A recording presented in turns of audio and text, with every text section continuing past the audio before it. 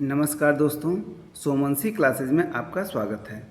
दोस्तों, आज हम लोग आई दृष्टि घटना चक्री जो आई दृष्टि मैगजीन है, जो इसका जुलाई 2024 से जून 2025 तक की जो अंक है, उसमें से हम कुछ जो राष्ट्रीय परिदृश्य हैं उसमें से कुछ महत्वपूर्ण प्रश्न लिए हैं जो एग्ज़ाम की दृष्टि से बहुत ही महत्वपूर्ण हैं।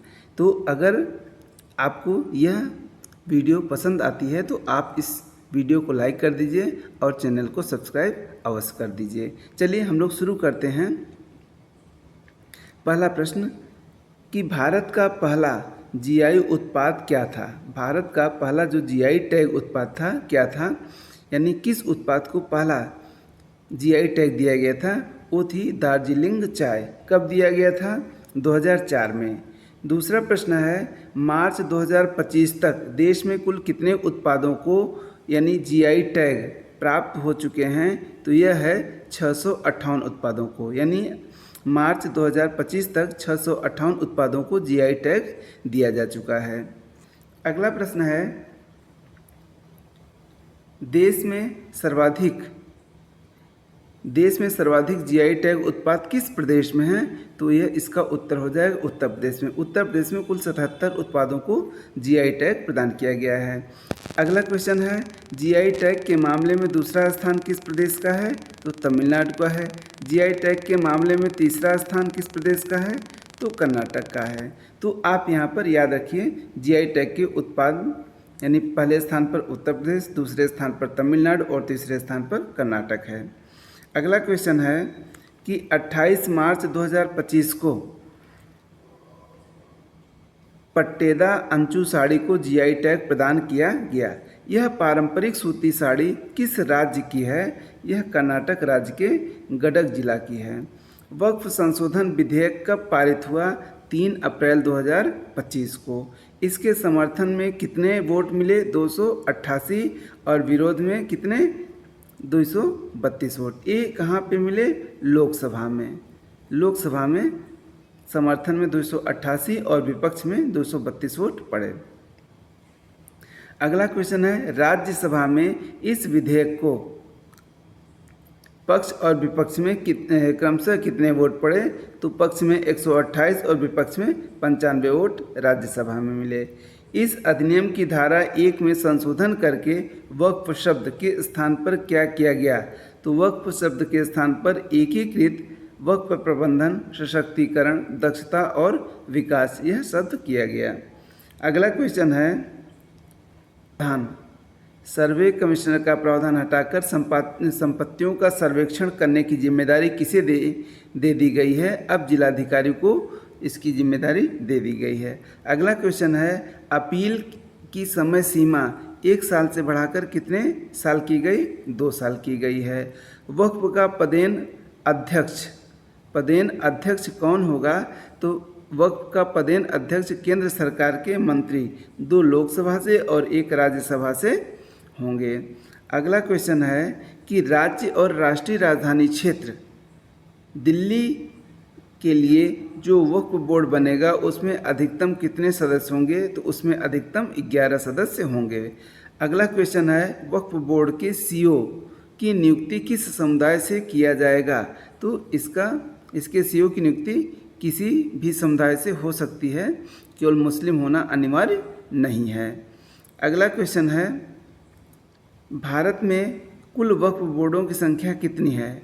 तो भारत में कुल वक्फ बोर्डों की संख्या कितनी है? 32 है, यानी 23 राज्यों और 7 केंद्र शासित प्रदेशों में इनकी संख्या है। अगला क्वेश्चन उत्तर प्रदेश में कितने वक्फ बोर्ड हैं। उत्तर प्रदेश में 2 वक्फ बोर्ड हैं। उत्तर प्रदेश शिया केंद्रीय वक्फ बोर्ड और उत्तर प्रदेश सुन्नी केंद्रीय वक्फ बोर्ड। अगला क्वेश्चन है संपत्तियों की कुल संख्या के आधार पर सर्वाधिक संपत्तियां किस बोर्ड के पास हैं। तो सर्वाधिक संपत्तियां उत्तर प्रदेश सुन्नी केंद्रीय वक्फ बोर्ड के पास हैं। दूसरे स्थान पर पश्चिम बंगाल वक्फ बोर्ड और तीसरे स्थान पर पंजाब वक्फ बोर्ड है। तो ये आप याद रखिए, तीनों इम्पॉर्टेंट हैं। यानी संपत्तियों की संख्या के आधार पर उत्तर प्रदेश सुन्नी केंद्रीय बोर्ड पहले स्थान पर, पश्चिम बंगाल बोर्ड दूसरे स्थान पर और पंजाब वक्फ बोर्ड तीसरे स्थान पर है। अगला क्वेश्चन है, पंचायत उन्नति सूचकांक किस मंत्रालय द्वारा शुरू किया गया है?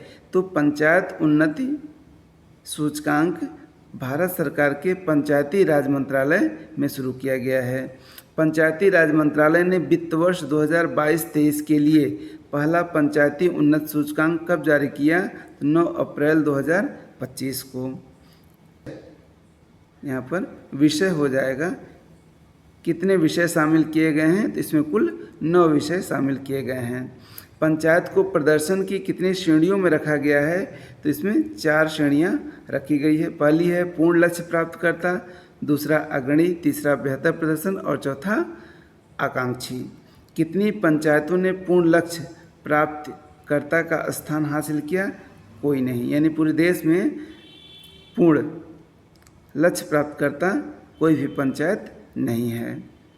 अगला है कि फ्रंट रनर की श्रेणी में प्रथम स्थान किसको मिला? तो फ्रंट रनर की श्रेणी में प्रथम स्थान गुजरात में सर्वाधिक 346 ग्राम पंचायतों को प्रदान किया गया। इस श्रेणी में तेलंगाना की कितनी ग्राम पंचायतें चुनी गई? तेलंगाना की 270 पंचायतें चुनी गई। त्रिपुरा की कितनी ग्राम पंचायतें फ्रंट रनर की श्रेणी में रहीं? 42।